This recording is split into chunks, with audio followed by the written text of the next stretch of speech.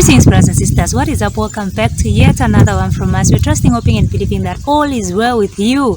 Things are boiling up nicely in the AES and Ecowas, with just a few weeks remaining for the AES to finally exit Ecowas. Things are boiling up nice. When I say boiling up nicely, everybody is in panic mode apart from Tinubu.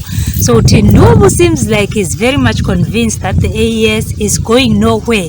We don't know, maybe he has an insider telling him that these guys are not yet decided whether they are going to leave or not, but he seems to be very confident. So Tinubu is very confident in the reintegration of Mali, Niger and Burkina Faso despite their desire for emancipation. President Bola Tinubu firmly believes that Mali, Niger and Burkina Faso can rejoin ECOWAS despite their stated desire to walk away from the organization.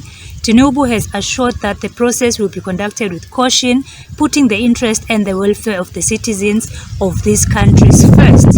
He also stressed the importance of wisdom and diplomacy to overcome obstacles and build a common future within the West African community. Since when does ECOWAS concern itself about the well-being of citizens, especially AES citizens? At some point they were calling it a useless organization, a useless group, I don't know what.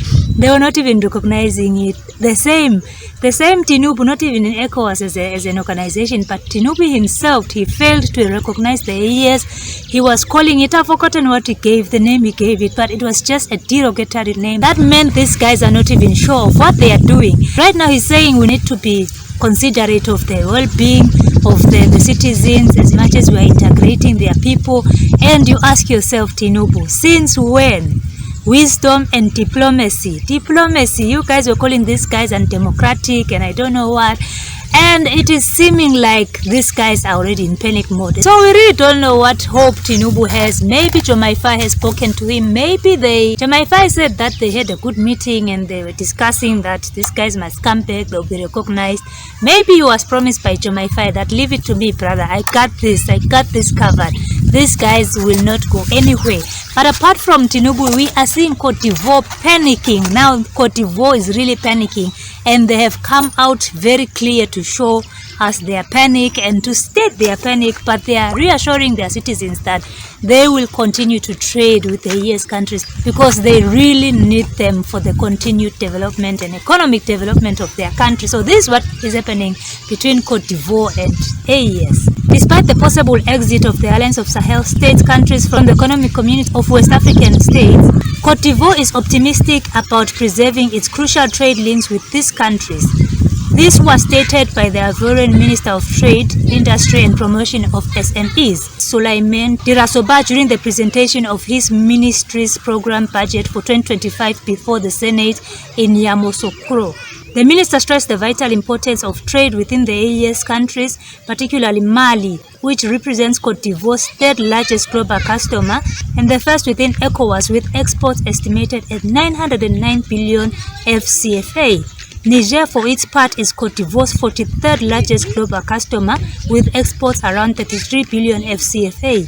These figures highlight the mutual economic dependence and the deep-rooted trade relations between Cote d'Ivoire and the AES countries. Faced with the potential disruption of ECOWAS agreements, the minister reassured about the essential role of the West African Economic and Monetary Union, WAEMU, in maintaining the fluidity of trade. The free movement of goods and people will be maintained via WAEMU, he said, acknowledging, however, the need to adapt certain mechanisms such as identity cards and brown insurance. This affirmation underlines Cote d'Ivoire's confidence in WAEMU mechanisms to preserve regional economic stability. Aware of the stakes, Cote d'Ivoire is anticipating the consequences of a possible exit from the AES from ECOWAS. The minister notably raised the issue of community insurance for transporters, stating that alternative solutions will be sought within the framework of UEMOA to compensate for the absence of ECOWAS mechanisms. This proactive approach demonstrates Cote d'Ivoire's desire to maintain stable and lasting economic relations with the AES countries. You see, as much as Tinubu is very confident, some are also very confident that these guys are going to leave ECOWAS, and they are already trying to look at mechanisms in which they'll continue trade, in which they'll continue to work together with the ES countries, because as you can hear, Cote d'Ivoire relies on Mali. Mali is the first biggest consumer of Cote d'Ivoire's market, and they really need Mali for the strength of the economy. And Niger is also playing a major role. 43rd is also a big number, and it shows that these countries are very important for regional integration and economic development. The other day we saw Benin suffering after they closed down their borders to Niger, when ECOWAS said, hey, close these people out of your countries and stop trading with them. Benin suffered when Niger was like, we are not going to reopen our borders for you guys because you closed, okay, stay like that. And Benin was the one suffering. We saw it's got very empty, no movement of goods, and Benin highly relies on Niger. And you see now Cote d'Ivoire is coming out to say, we highly rely on Mali. It is a sad state for these countries who chose to sideline AES when it was dealing with issues, terrorism, dealing with issues, France, trying to regain their sovereignty, trying to stand up and say we cannot be slaves for the rest of our lives. Now they are saying, hey, we need to look for other mechanisms because it seems like these guys are really leaving and we need to be ahead of them.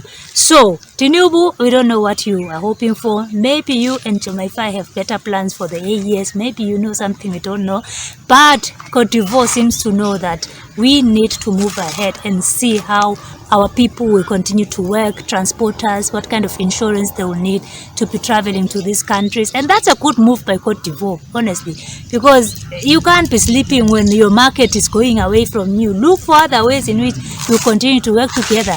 If Cote d'Ivoire was me, I will also join AES, remove myself from France and say I am going to work with a group that knows what it wants. Brothers and sisters, let me know what you think about this in the comment section down below. If you love to support us, we have Buy Me a Coffee links, Hell Hats, we have super thanks, super chats, everything is in the description box down below. Please just click on the links and we'll appreciate all your support.